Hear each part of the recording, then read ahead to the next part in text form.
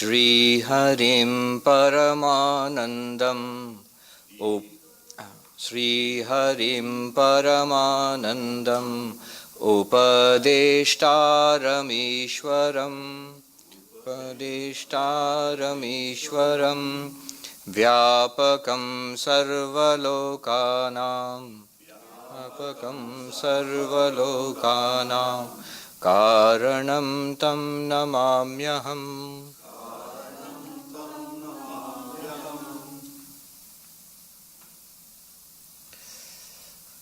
We will be using this first verse of this text as the invocation to start the classes. So in this Introduction to Vedanta series, we have successfully completed one introductory text, Drigdrishya Viveka. And now we have started, in the last class we started this new introductory text, Aparokshanubhuti. This is an introductory text, prakarana grantha in Sanskrit, written by Shankaracharya himself. And new only in a relative sense, new in the sense that the book itself is 1400 years old, but it's new to us. The subject matter is not new to us. All of us who have been studying Vedanta for many, many years, and those of us who we attended the Drigdrishya Viveka classes, the subject matter is the same, but the presentation is new and unique every time we read one of these books. And in this book especially, it's a very powerful presentation. I was saying it is a step up from the text which we completed earlier, the Drigdrishya Viveka. We had done the first two verses. We shall go into the third verse, verse number 3. Swavarnashrama dharmena tapasa haritoshanat sadhanam prabhavet pumsam vairagyadi chatuштayam. This verse means that the four preliminary qualifications, such as vairagya and the like, are acquired by men by propitiating Hari, the Lord, through austerities and the performance of duties pertaining to their social order and stage in life. Now, what does this mean? Vedanta, when properly understood, is extraordinarily simple. It seems that it seems obvious and it seems so easy to attain. But it's not all that simple. There is a catch. And the catch is at the very beginning, when each of these Vedanta texts talks about the preliminaries, the fourfold preliminary. So they set the entry bar pretty high. In examinations, in universities, you have entrance examinations. I think in the United States, you have the SAT scores, and you have to have very high SAT scores to apply to good universities. So here the author is asking for extremely high SAT scores. So that is the catch at the right at the beginning. I remember I had visited the ruins of Nalanda University before coming here last year in India. It's in the state of Bihar. It's probably the oldest university in the world. It started around 600 AD, 1400 years ago, and it was destroyed around 1200 AD. I remember visiting Oxford University also last year, and the oldest college that's there, Balliol College, that started as a monastery, not even as a university. It started as a monastery in 1284 or something like that. That means in the in the 13th century. So when Nalanda had been destroyed, Oxford was just beginning to get off the ground. Now in Nalanda University, the ruins are there. They are archaeologically, they're preserved by the Archaeological Society of India, ASI. And the entrance, there are gates where those who wanted to study in that university would enter through those gates. And they were, at its height, it had more than 11,000 students. And each student had a room, each student had a room of his own. I'm saying his because to our best of our knowledge, it was a very patriarchal society. So I think all of them were probably men. And the interesting thing was, at the entrance, the gatekeepers at the entrance were great scholars, something like a PhD today or something, or more than that. And they would ask you questions about grammar and such. And if you were able to pass those questions, then you would get entrance into the university. So literally an entrance examination. An examination takes at the entrance. There are stories, I don't know how true they are, the examinations in the university. When you progress in your studies, it seems that if you flunked your examinations, there was a well into which you were thrown. So I think that was a great disincentive probably. Now, here the entrance is set, the bar is set pretty high. Fourfold qualifications they ask of us. This is called the sadhana chatushtaya. Fourfold preliminary qualifications. What are these fourfold qualifications? Viveka, discrimination between the real and the unreal. Vairagya, dispassion for the unreal, eagerness to attain the real. Shamadamadi, Shatsampatti, the sixfold treasure, basically disciplines. And finally, the fourth one was Mumukshutvam, an intense eagerness for liberation, for freedom, for spiritual freedom. Now, these are the four, and they'll be discussed in some detail. Today we will look at them. Every book, every Vedanta book will begin with this, so that we know what we are getting into. Now, a question may arise, well, that's pretty steep. I'm already disqualified. Well, there's no reason to think that we are disqualified. In fact, as we shall see, we do have these qualifications in some measure. The whole effort is to strengthen them. We have enough to be going with. We have enough gas in the tank to undertake the journey. But we'll have to fill it up occasionally. Another question would be, how do I do that? How do I strengthen these fourfold qualifications? And this verse, before they give us the list of the fourfold qualifications and what they mean, this verse, verse number 3, tells us something important. What does it tell us? It tells us, Pumsam Vairagyadi Chatushtayam.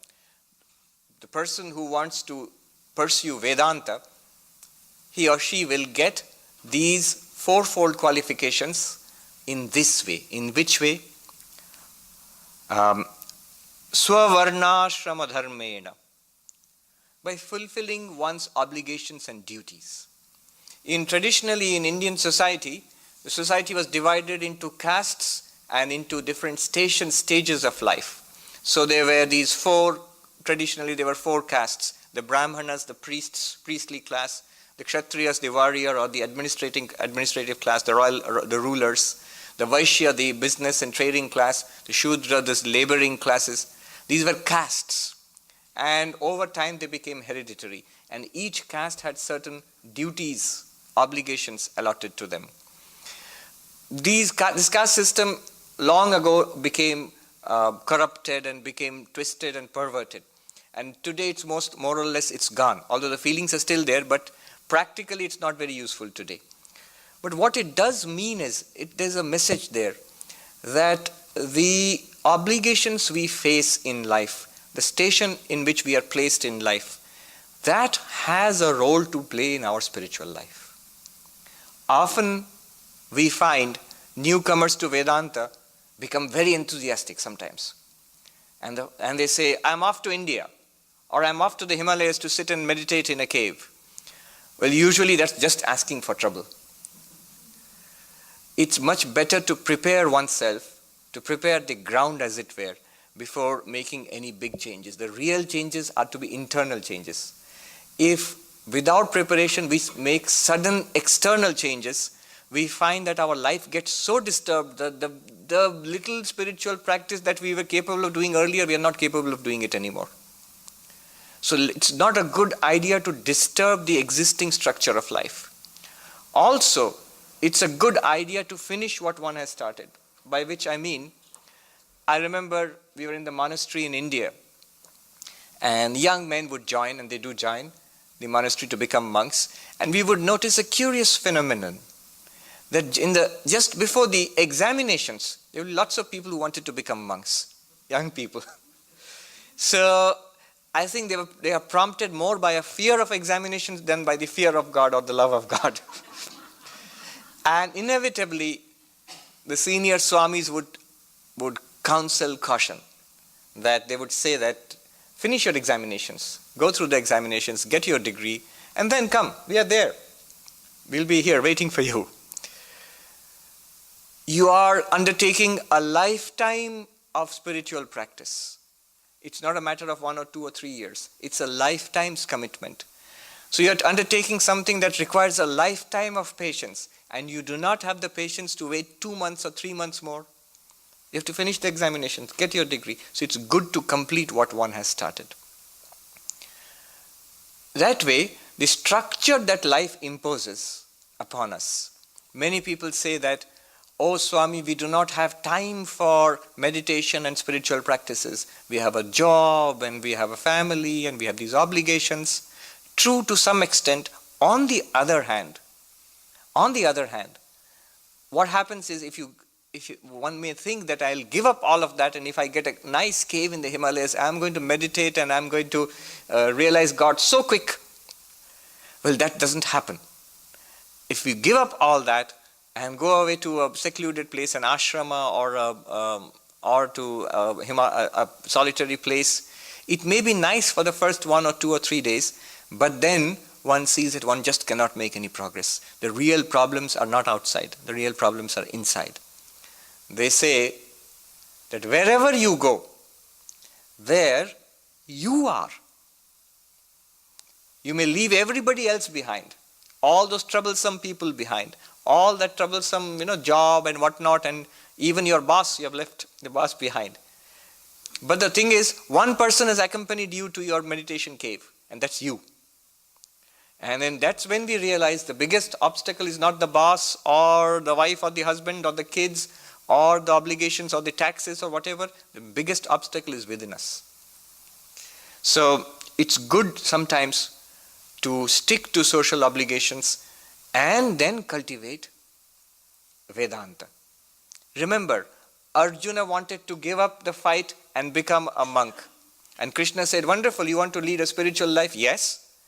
"Well, you first have to do the duty you have undertaken. The battle, you have to fight the battle of life first. And of course you can do it in a spiritual way which will help your spiritual life." So, swavarnashrama dharmena. Ashrama dharma also means that the stages of life. There was brahmacharya ashrama, corresponding to youth, a studentship. Then there was grihastha ashrama, a householder life, when one would get married and settle down and hold a job and raise a family. And then there would be vanaprastha ashrama, when one would retire into seclusion maybe and cultivate religion and spirituality more intensely. And then there would be sannyasa ashrama, where one would become a monk. And this was a general structure laid down for life. Each stage of life has certain duties and obligations, and they are not contrary to spirituality. They can help spirituality. They are in fact designed to help spirituality. In fact, Shankaracharya in his commentary on the Taittiriya Upanishad, in one place he says, the entire structure of Varna and Ashrama, the social structure set up in Vedic India, has one purpose, and that is the realization of Brahman. He actually says this. The ultimate goal of all of this, of studying, of having a job, of raising a family, of retiring into seclusion, of becoming a monk, all of that taken together, the ultimate goal is always realization of Brahman. Shankaracharya says this literally. Tapasa, austerities. You see, the Buddha, when he decided to become the Buddha, when he decided to become a spiritual seeker, what is the first thing that he did? He took up an intense course of austerities. That is to discipline the body and mind. So austerities and haritoshanat, devotion to God, if you can please God through devotion.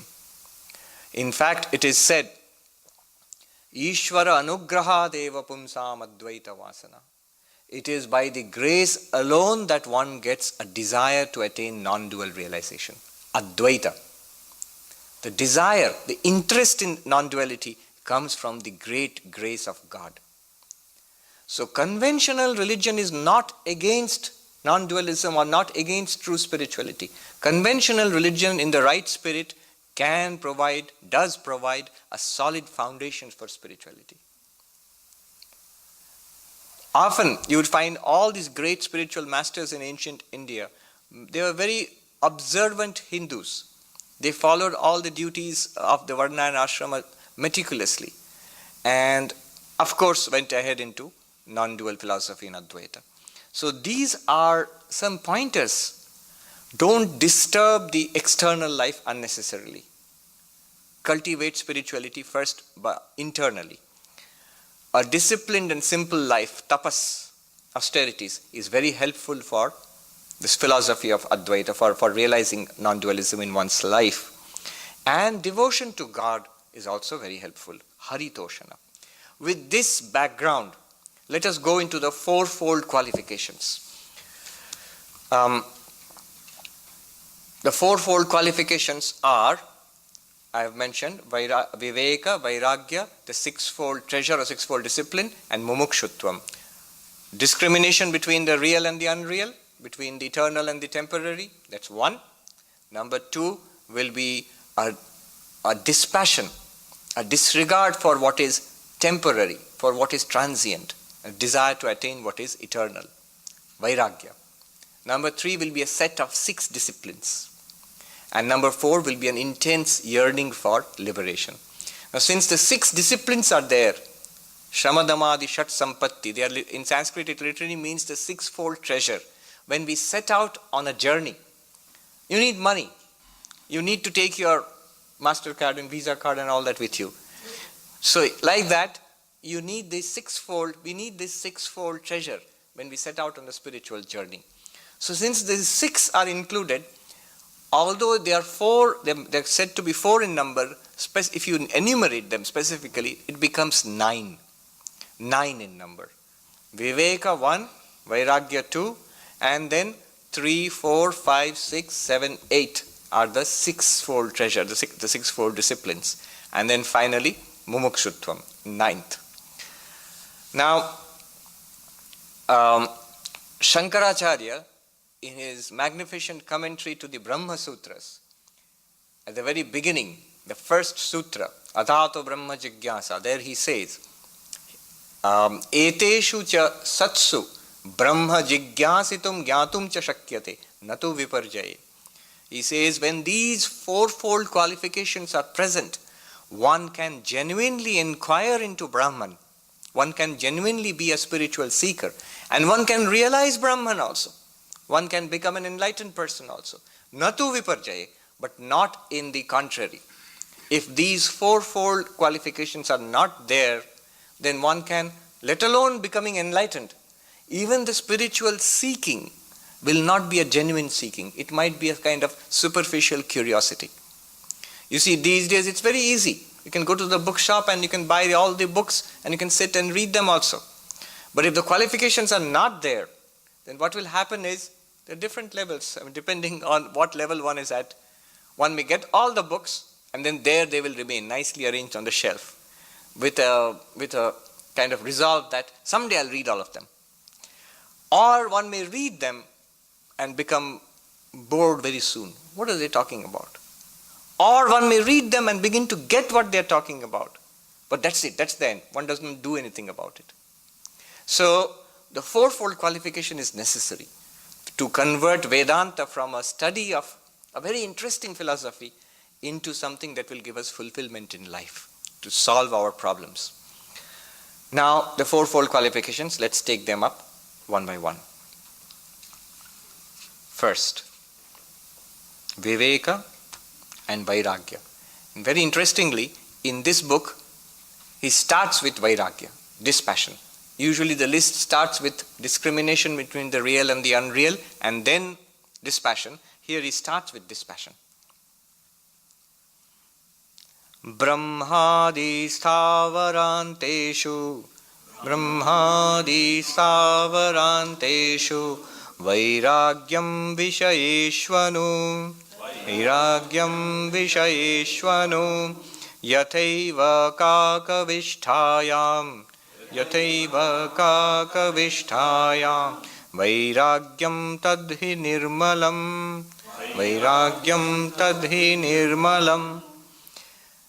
The indifference with which one treats the excreta of a crow.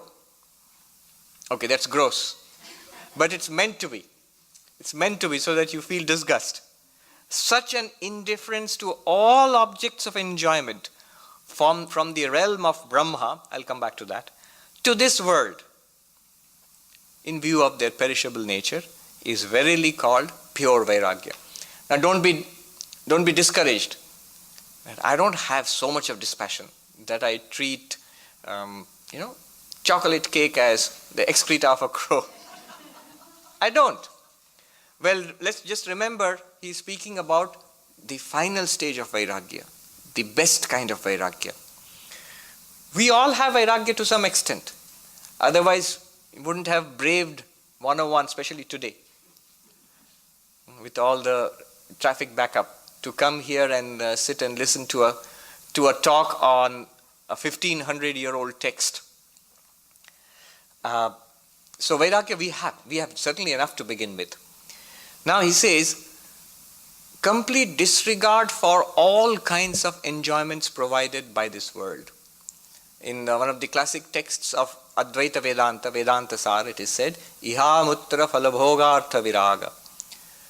The dispassion for all kinds of enjoyment in this world and the next.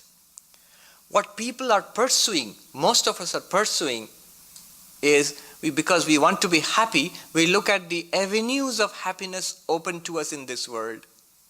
Various kinds of entertainment, relationships, various kinds of sense pleasures, various activities, and we try them out one after another.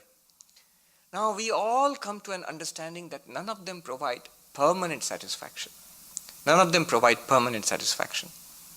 Once one comes to a mature understanding, you may still have that ice cream or chocolate cake, but you should not look at it as a source of satisfaction, a kind of aim in life, Eat to live, not live to eat. So, the enjoyments of the world are there, and they may come into your life, but they are no longer the purpose of living. They are no longer the purpose of living. You can see how much of our time and energy is consumed in providing various kinds of avenues of pleasure. Look at all the fancy restaurants out there. Just food. Just food. And they say among the monks in the Himalayas that food is to be treated like medicine. Hunger is a disease, take your medicine. And that's it. That's the attitude towards food. You don't want a fancy restaurant where you pay like hundreds of dollars to take your tablets. No. Why should you?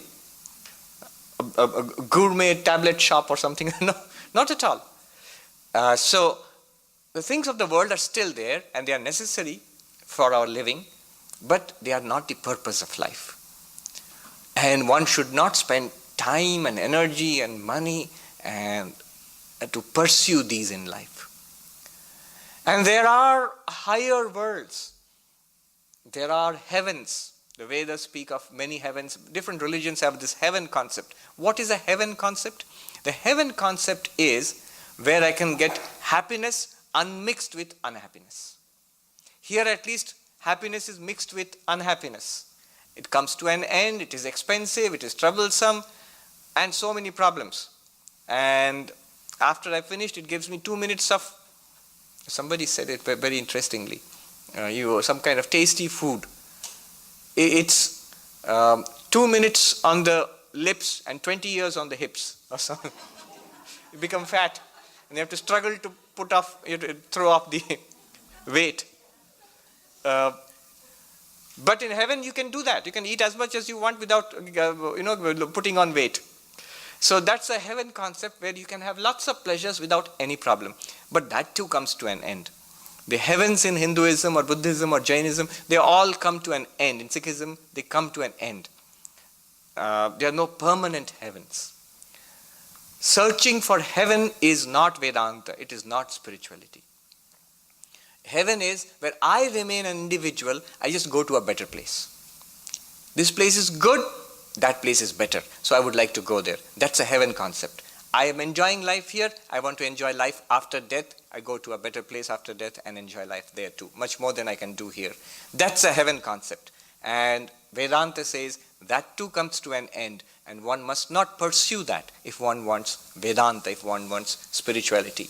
When Swami Vivekananda came here more than 100 years ago, he shocked many people by saying that I have not come here to teach you how to go to heaven.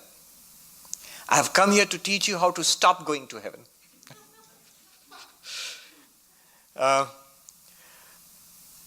So, a disregard for the enjoyments promised by this world and the enjoyments promised by the next world. This world and the next world. One of the senior Swamis who taught us in Belur Math, in the monastery, he said that you are very quick to dismiss the next world. Oh, I don't want heaven. Very easy to say that. A lot of people will say that today. And he says that's because you don't believe in it. Modern man does not believe in heaven maybe. They're skeptical about it.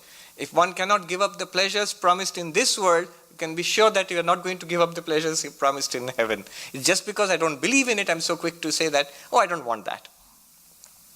But a disregard for that, not pursuing that. Just as an aside, how would you pursue pleasures in heaven if you are interested? Don't be. There was a whole portion in the Vedas called Karma Kanda, ritualistic portion in the Vedas, where you accumulate lots of merit. You've got lots of money in the bank, you put it there, lots of merit by performing various kinds of rituals. And this you are assured that after death, your soul, the Jivatman, would go to some heaven, and according to the amount of merit that we have accumulated, you'll have a very pleasant time, a nice time, a party for thousands of years in heaven. But then you have to come back again. Swami Nishrayashanandaji, who senior Swami of our order, who started our Vedanta movement in South Africa. He had a very nice way with words. He would explain things so beautifully. So this heaven concept, he explains it this way. He says, when I came from Durban to Bombay, I came by Air India. I got a ticket, I had to get so much money and then purchase a ticket. And when I come to the aeroplane, there is this air hostess standing and saying, come, this is your seat. It's actually almost a literal translation of a Vedic sentence. There are heavenly hosts who say, I've forgotten the exact thing.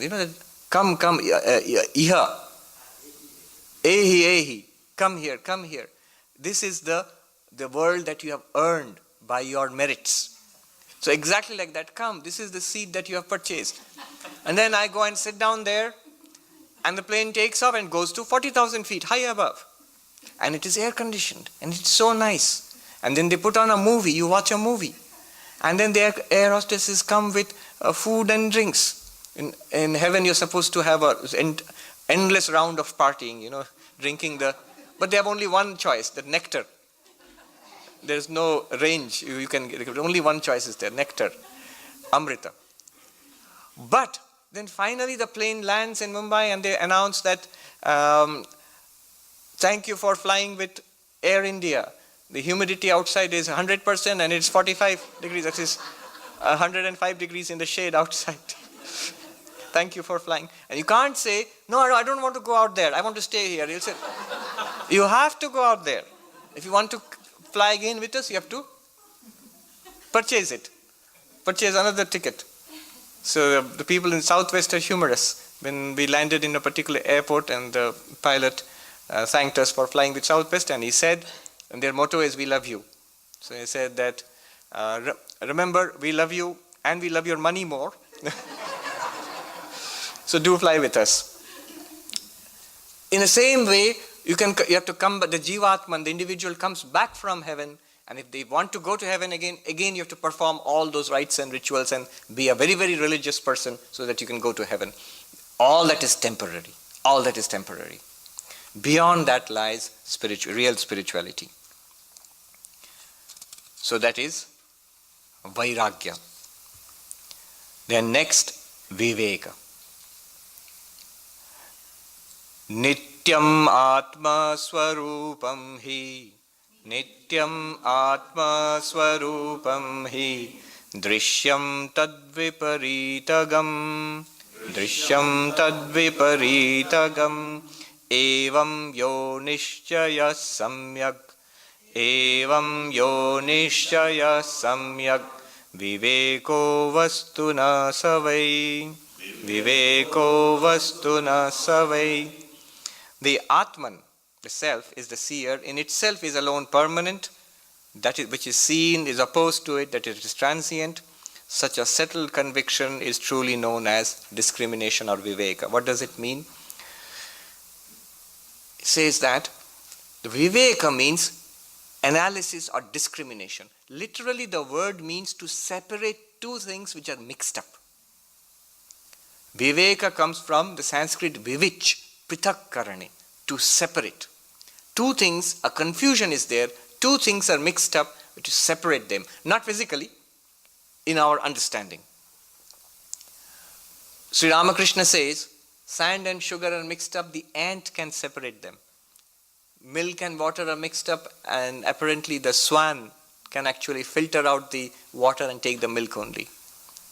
And so, in the same way, life presents us with a mixture of the divine and the temporal, the eternal and the temporal. And we have to select the eternal and turn away from the temporal. Nitya anitya vastu viveka. The ability to discern what is passing in life. The ability to discern what is possibly eternal. And to turn away from the transient and to turn towards the eternal. When do we have to do this? All the time. All the time. The Upanishad says, the pleasant and the good, Preya and Shreya, pleasant and the good are presented to us all the time. And all the time, we have to select the good, not the pleasant. And often, unfortunately, the pleasant is not always good for us. So that which is good, good means that which takes us to our goal. And the Upanishad is very clear. It's in Kathopanishad. It's very clear that those who select the pleasant because it's nice, they fall away from their goal. Spiritual goal definitely, but even secular goals. One who keeps taking the short and easy way out will never attain anything great in life. And those who select that which is good, that which is according in harmony with their goal, they will attain the goal in life. If it is God realization or enlightenment, will attain enlightenment. So this Viveka, ability to discern. A question may come here, the ability to discern between the eternal and the temporal, eternal and the transient. Only an enlightened soul can do that. To know what is eternal, Brahman, and to know what is anityam, non-eternal. Only an enlightened person can do that, because we don't know Brahman, we don't know God, we have not realized God yet. So what is meant here is, not in the final sense, but to begin with. To begin with an understanding, a kind of conviction, a kind of feeling that there is something to this spirituality business. Here is something they're speaking about which can be of help to me. All the religions of the world, all the spiritual traditions of the world are speaking about something, moksha, nirvana, kaivalya, salvation, whatever they speak about. They all are speaking about something eternal, which is supposed to solve all the problems of my life. So a kind of feeling that this may be true, this possibly is true, a feeling for that. And that nothing else in this world can really solve my problems. This feeling, this discernment in the mind is Viveka. This ability to separate the two is Viveka. Evam yo nishchaya samyak. This firm conviction, firm clarity in life, this is called Viveka. God alone is my aim, nothing in the world. Sri Ramakrishna was once asked, can you tell us religion and spirituality in one sentence? Swami Brahmananda records this. And Sri Ramakrishna replied to that man, God alone is real, the world is unreal. Brahma Shatta Jagat Mittha. And then he says, consider this well, or assimilate this truth. Eiti dharana karo. Assimilate this truth. And Swami Brahmananda thinks it important to add that after this Sri Ramakrishna kept quiet, meaning thereby this is the whole of religion. Brahman alone is real, the world is an appearance, is false. This is Viveka. One may not have we have not realized it yet, but this kind of feeling for it, that there is something to the spiritual life, that is Viveka. Then we have the sixfold disciplines, the sixfold treasure. What are the sixfold treasure? Shama, control of the mind. Dhamma, control of the sense organs. Then Uparati, withdrawal from external enjoyment. Withdrawing from, stepping back from enjoyment of the world. Uparati. And then Titiksha, a kind of spiritual fortitude to put up with the troubles that life has been throwing at us, and will go on throwing at us, even if we become very spiritual persons, I am so spiritual, why are people troubling me? Well, they will. Titiksha, the ability to withstand that. And then you have samadhana. Samadhana, that is a settling down, a deep concentration, a focus on spiritual pursuits. And then finally, Shraddha. Shraddha is a faith, not a blind faith, but a kind of working hypothesis, a working faith that what these people are telling us, the scriptures of the world are telling us, there is some truth in that. I may not understand it now, I may not get all of it now, but there is something to it, let me take it up in earnest. It's just like one goes to a university course, and one goes and sits in the class and listens to the professor with some kind of faith. The faith is that this guy up there is not speaking nonsense. The books are not full of lies. So there is some truth there, and what the teacher is telling us has got some truth in it. I may not get it now. I may not get it only partially, but there is the hope of understanding it. The goal is to understand. In blind faith, there is no promise of understanding. You just have to go on believing. But here, this is not blind faith. This is just enough faith to go on with your spiritual practice and investigation till you understand it very clearly for yourself, till it becomes your very own. Now let's take up each of them.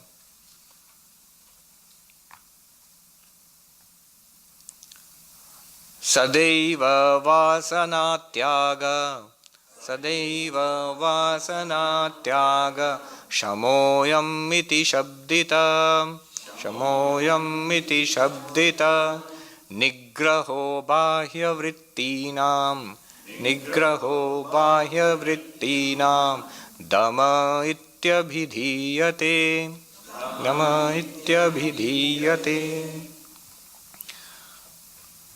Abandoning, giving up various kinds of desires consistently is called shama. Quietening the mind is shama. Shama is quietening the mind.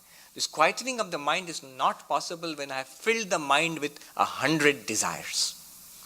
100 little desires. I want this, I want that, I shall enjoy this, I shall go there, I shall see this. No.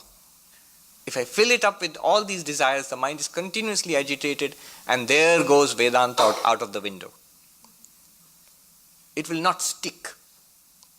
And Dhamma is the control of the activities of the sense organs and the motor organs. External activity. How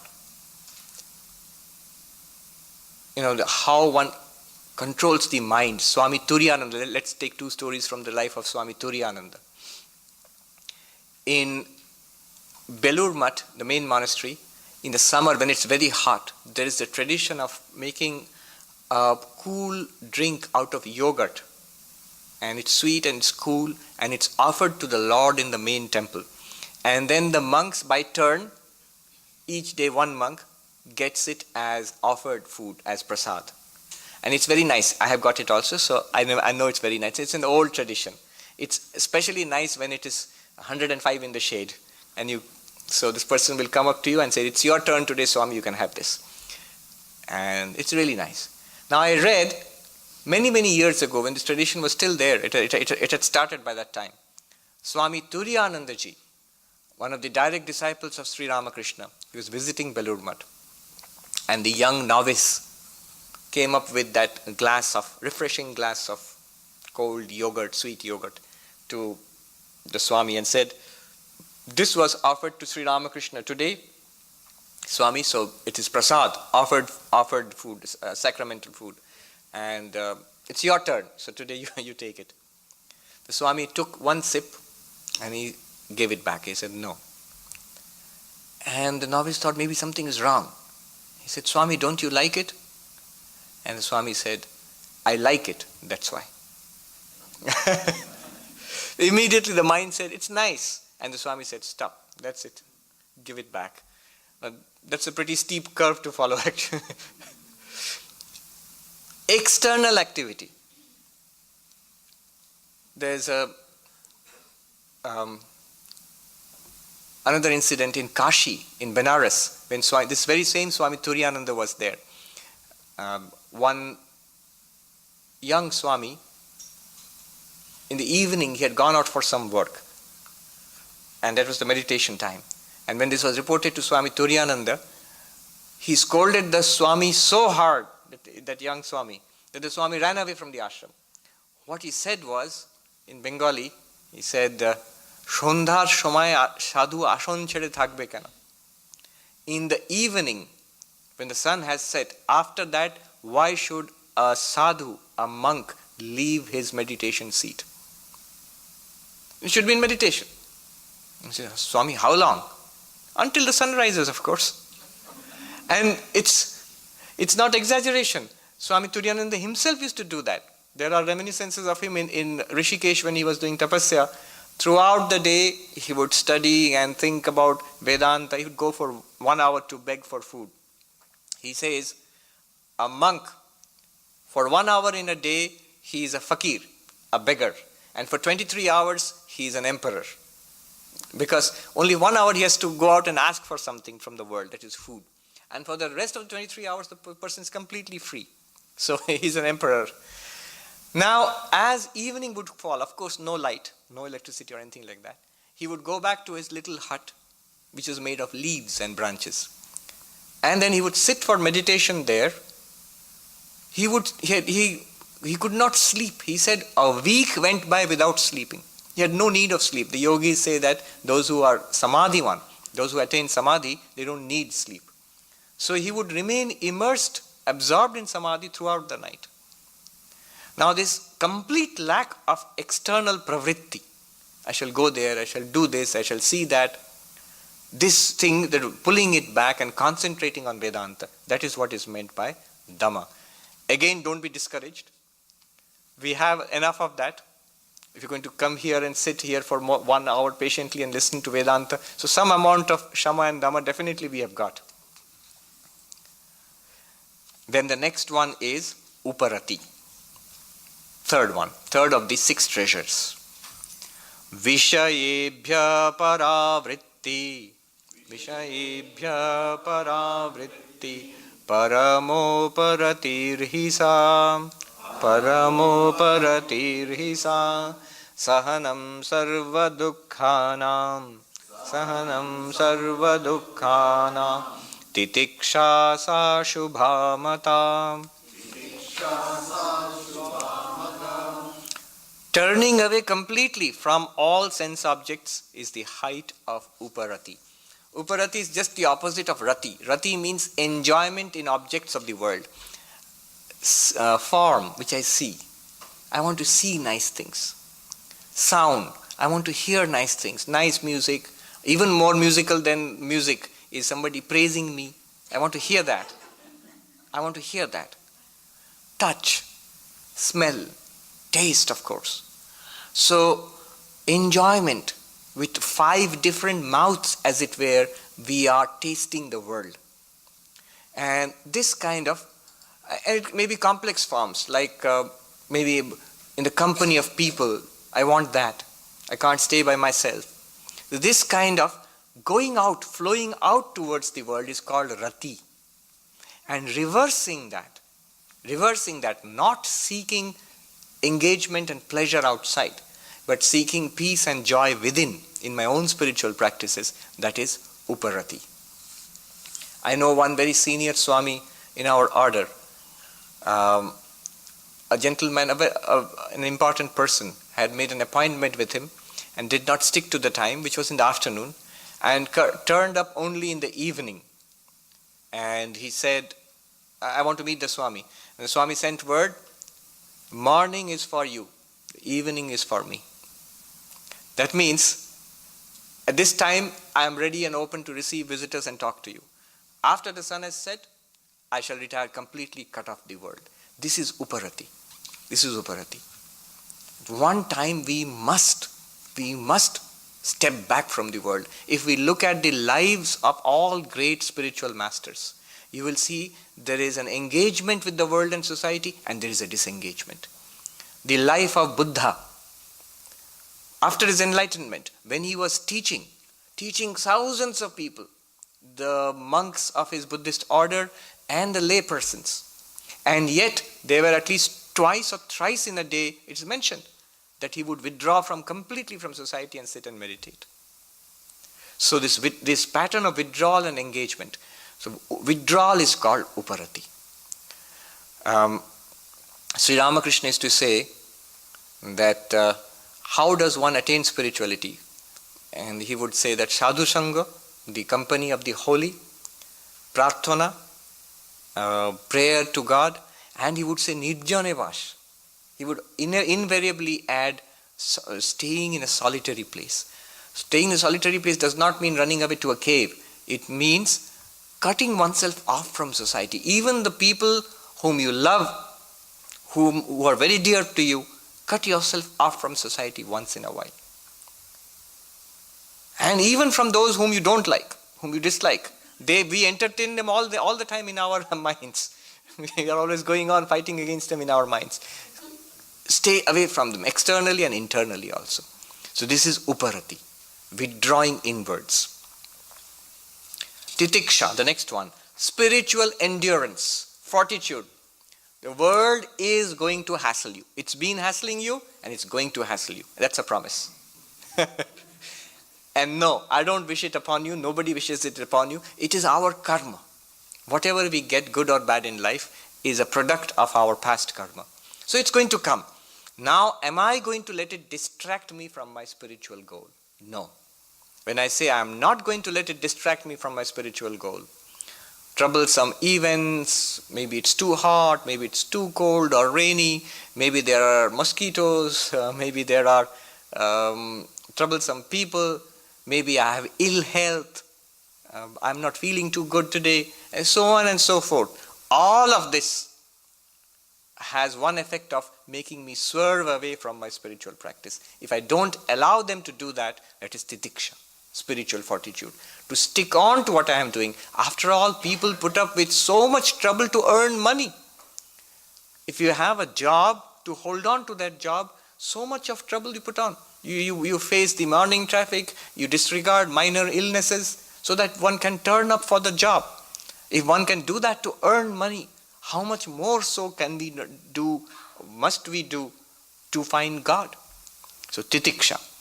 What is titiksha? In Vivek Chudamani, Shankaracharya is quoted here from another of his works, Vivek Chudamani, he says, Sahanam sarva dukkhanam apratikara purvakam chinta vilapa rahitam sa titiksha sa nigadyate. This is called titiksha, spiritual fortitude, where I put up with all kinds of miseries and troubles. How do I put up with it? Apratikara purvakam, without unduly running around to remedy the situation. See, here one must use common sense. I have so much pain in my knee or something that if I don't do something about it, I cannot meditate. Well, I must practice titiksha. I'll put up with it and try to meditate. Well, we cannot meditate that way. You must take care of it. What requires medicine? Give it medicine. What requires whatever, it might be what requires a mosquito net, very essential if you want to meditate in Calcutta, because there are mosquitoes. No, I'm going to put up with the mosquito bites. Well, you're going to meditate all right, but you're going to meditate on the mosquito, not on God. So what common sense measures we must take, that much of course is necessary, but more than that, one senior Swami told me about a young monk he had seen in the Himalayas. So looked like a very promising young person. Like if he would sit for meditation, he might actually attain something. And what is this person doing? Constructing a cave which will be suitable for him for meditation. That will take him 2 or 3 years or 4 or 5 years of hard work. Daily from morning till evening he's working hard, removing the rocks and bringing back. So now the effort he is putting into that much effort could have been put into meditation and prayer. So titiksha is putting up with a little bit of difficulties in life, but focusing on spiritual practice. Chinta vilaparahitam, without internal reactions. Person insulted me, okay, I'm bearing it. I don't say anything in return, but I'm boiling inside. That won't do. It should be absolutely as if nobody has said anything to me, without any kind of reaction inside. Then Shraddha. The next discipline to be practiced, Shraddha. Nigamacharya vakyeshu bhakti shraddheti vishruta chittaikagram tu sallakshye samadhanam iti smritam. Shraddha and samadhana, the fifth and sixth of the 6 treasures. A faith in the words of the scripture and teacher. Nigama, the scriptures, and Acharya, the teacher. A faith, as I said, not a blind faith, not a blind belief, nobody is asking for that, but enough like a working hypothesis. What they are saying is quite possibly true. Maybe I don't get it now, maybe I don't experience it now, but it seems to be true. It's been verified by many, many people, and so let me follow this. Let me take it under consideration that it's quite possible. This kind of respect to the scripture and the preceptor, that is called Shraddha. And Shraddha is extremely important. Shraddha is extremely important in spiritual life. And then Samadhana, focus. Chitta ekagram means focus, concentration of the mind. On what? Sat lakshye. Sat literally means the highest, or it literally means existence. Brahman. Focus on the goal to be attained. I want enlightenment. That's my goal in life. And a complete focus on that. Well, I want enlightenment, but it's just number 3 on my 10-point to-do list this year. Oh no, that won't do. I met this person in the Himalayas, in Mayavati, in our ashram there, in Advaita ashram. Young man. He was sitting and reading the Ashtavakra Gita. I don't know why people who take to spiritual life Vedanta, they go straight to the Ashtavakra Gita, the highest, the most radical Vedantic text. He was sitting under a tree and reading that. And he said, Swami, I'm worried. I said, why are you worried? Well, I have been at it for 1.5 months and I haven't attained enlightenment yet. I said, give it time. And then he said, well, I don't have time. I had 2 months off from my job in New York. And I should attain enlightenment and get back and join my job. Well, what could I say? That's good. He's enthusiastic. But focus. This is what I want in life. Sri Ramakrishna was incredible focus when he was crying, weeping for a vision of the Divine Mother Kali. People would see him when the sun was setting on near the Ganges bank. They could see this young priest rubbing, crying and weeping and crying aloud to mother, and falling on the ground and rubbing his face in distress on the rough ground, crying that another day has gone by, mother, the sun sinks on the horizon and I have not been able to see you. People thought that maybe he's a village boy and he's missing his mum. That's focus. That's focus. The Buddha sat down, the final time he sat down for meditation before he got nirvana, before he got bodhi, enlightenment. And he sat down, ihasane shushyatu me deha. Let my body dry up and wither in this meditation seat. I shall not rise without getting illumination. So that kind of focus, tremendous focus on God. Many people are focused.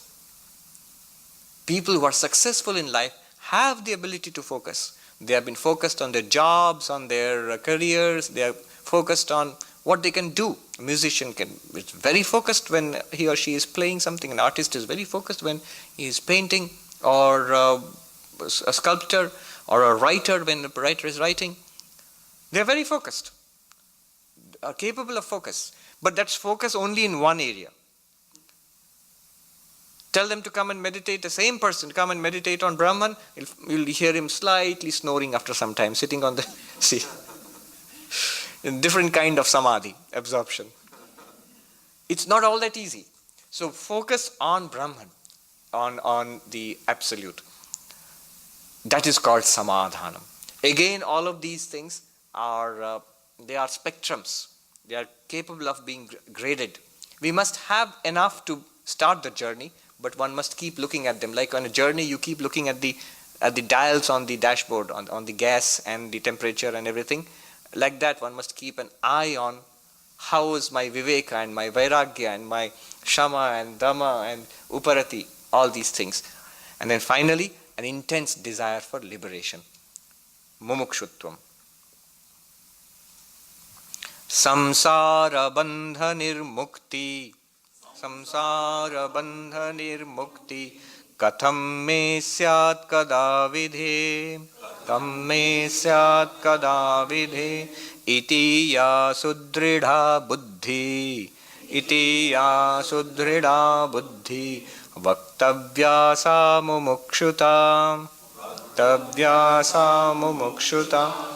When and how shall I, O Lord, be free from the bonds of this world?